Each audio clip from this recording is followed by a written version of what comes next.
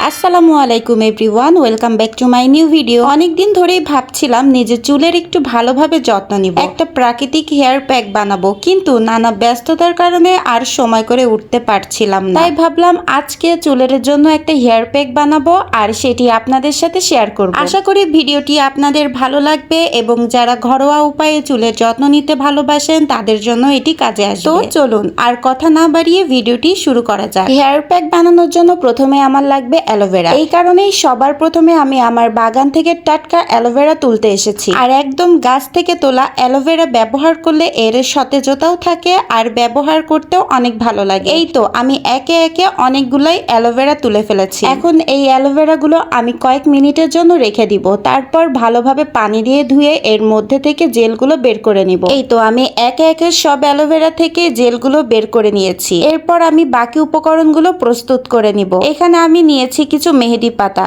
এইগুলো আমি আগে থেকে ধুয়ে পরিষ্কার করে ডিপ ফ্রিজে সংরক্ষণ করে রেখেছিলাম। এরপর এই পেঁয়াজগুলোকে আমি এই রকম ছোট করে কেটে নিয়েছি। এই পেঁয়াজটা চুলের গোড়া মজবুত করতে অনেকটাই সাহায্য করে। এরপর নিয়েছি জবা ফুল আর জবা ফুলের পাতা। চুলের যত্নে এই দুইটি উপাদানও বেশ জনপ্রিয়। আর সবশেষে নিয়েছি কালো জিরা। এই হলো আমার আজকের হেয়ার প্যাকের সব উপকরণ। এখন এইগুলো একে একে ব্লেন্ডারে দিয়ে ভালোভাবে ব্লেন্ড করে নিব। তবে জবা ফুল আর জবা ফুলের পাতা আমি আলাদাভাবে ব্লেন্ড করে নিব, এই জন্য এর মধ্যে দিচ্ছি না। এখন এইগুলো খুব ভালোভাবে ব্লেন্ড করে নিব।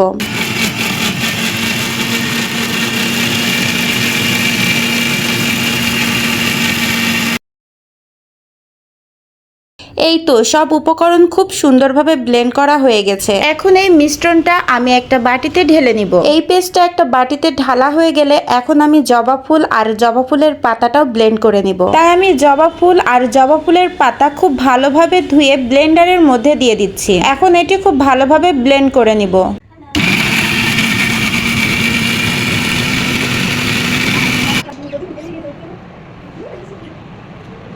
এটাও আমার খুব ভালোভাবে ব্লেন্ড করা হয়ে গেছে। এখন এই মিশ্রণটিও আমি আগের মিশ্রণটির সাথে মিশিয়ে নিব। এই দেখুন আমার সবগুলোই কিন্তু খুব ভালোভাবে ব্লেন্ড হয়ে গেছে। এখন আমি এর মধ্যে একটি ডিম দিয়ে দেব। তারপর সব উপকরণ খুব ভালোভাবে মিশিয়ে নেব, যাতে প্রতিটি উপাদান একসাথে সুন্দরভাবে মিশে যায়। এই তো আমার প্রাকৃতিক হেয়ার প্যাক একদম তৈরি।